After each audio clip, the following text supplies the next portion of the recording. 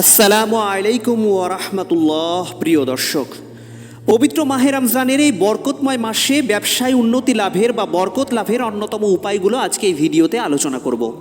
আশা করি মনোযোগ সহকারে ভিডিওটি প্রথম থেকে শেষ পর্যন্ত দেখবেন। দেখুন ভাই, ব্যবসা বাণিজ্য একটি হালাল পেশা।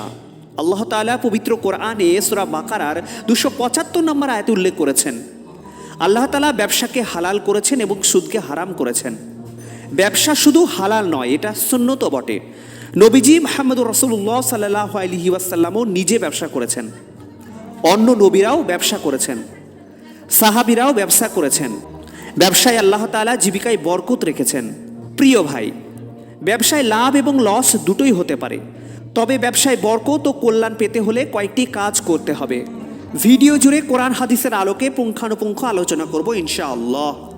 দেখুন ভাই, আমাদেরকে সকাল সকাল ব্যবসা আরম্ভ করতে হবে, কারণ আল্লাহ তাআলা সকালের কাজে বরকত রেখেছেন। নবীজি সাল্লাল্লাহু আলাইহি ওয়াসাল্লাম দোয়া করেছেন, হে আল্লাহ, আমার উম্মতের জন্য সকালবেলা বরকত দান করুন। এই হাদিসের বর্ণনাকারী এক সাহাবী হযরত সাখর গাদেমি রাদিয়াল্লাহু আনহু একজন সাহাবী ছিলেন। তিনি সকালবেলা ব্যবসায়িক কার্যক্রম শুরু করতেন এবং এতে তিনি অনেক লাভবান হতেন।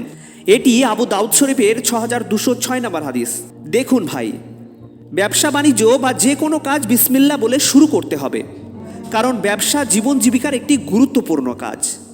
আর হাদিসে এসেছে, প্রত্যেক গুরুত্বপূর্ণ কাজ যা বিসমিল্লাহ ছাড়া করা হয় তার লেজ কাটা অর্থাৎ অসম্পূর্ণ, সেটা হয় বরকতহীন। উল্লেখ রয়েছে আবু দাউদ শরীফে 4440 নম্বর হাদিসে। দেখুন ভাই, অতিরিক্ত লোভ পরিহার করে আল্লাহর উপর ভরসা করতে হবে, কেননা আল্লাহ তাআলা সূরা তালাকের 3 নম্বর আয়াতে উল্লেখ করেছেন, যে ব্যক্তি আল্লাহর উপর ভরসা করবে তিনিই তার জন্য যথেষ্ট হয়ে যাবেন। প্রিয় দর্শক, মুসলিমদের জীবনে সাফল্যের অন্যতম সোপান হচ্ছে তাকওয়া বা আল্লাহভীতি। ব্যবসা বাণিজ্যে তাকওয়া অবলম্বন করতে হবে, কেননা আল্লাহ তাআলা সূরা তালাকের 2 থেকে 3 নম্বর আয়াতে উল্লেখ করেছেন, যে তাকওয়া অবলম্বন করবে তিনি তার জন্য পথ বের করে দেবেন এবং এমন এক জায়গা থেকে রিজিক দান করবেন যা সে ধারণাও করতে পারেনি। দেখুন ভাই, সততা ব্যবসার অন্যতম মূলধন। শুরু থেকে শেষ পর্যন্ত যে ব্যবসায়ী সততা এবং সত্যবাদিতার উপর দৃঢ় থাকবে সে অবশ্যই সাফল্যের মুখ দেখবে ইনশাআল্লাহ। কেননা আল্লাহ তাআলা সত্য কথা বলতে আদেশ করেছেন। পবিত্র কোরআনের সূরা আহজাবের 70 নম্বর আয়াতে এটি উল্লেখ রয়েছে। দেখুন ভাই, বিশ্বস্ততার সঙ্গে ব্যবসা করতে হবে।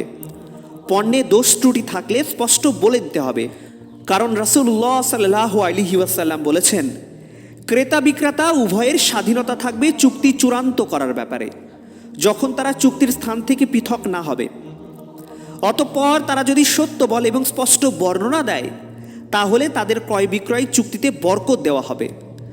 আর যদি দোষ ত্রুটি গোপন করে এবং মিথ্যা বলে, তাহলে তাতে চুক্তির বরকত মিটিয়ে দেওয়া হবে। এটি সহিহ বুখারীর 2079 নম্বর হাদিসে উল্লেখ করা রয়েছে।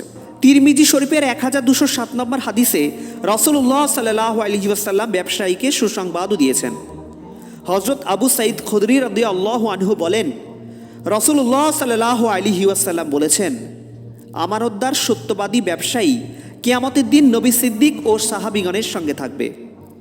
প্রিয় দর্শক, এছাড়াও আল্লাহ তাআলার বেশ কতগুলো গুণবাচক নামের মধ্যে ইয়া নাফি অর্থাৎ হে লাভদানকারী, ইয়া রাজ্জাক অর্থাৎ হে রিজিকদাতা এবং ইয়া ফাত্তাহ হে উন্মোচনকারী, এই নামগুলো বেশি বেশি করলে আপনার ব্যবসায় বরকত হবে ইনশাআল্লাহ। ভিডিওটি মনোযোগ সহকারে প্রথম থেকে শোনার জন্য আপনাকে অসংখ্য ধন্যবাদ।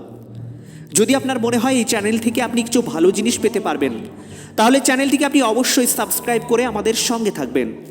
আসসালামু আলাইকুম ওয়া রাহমাতুল্লাহ।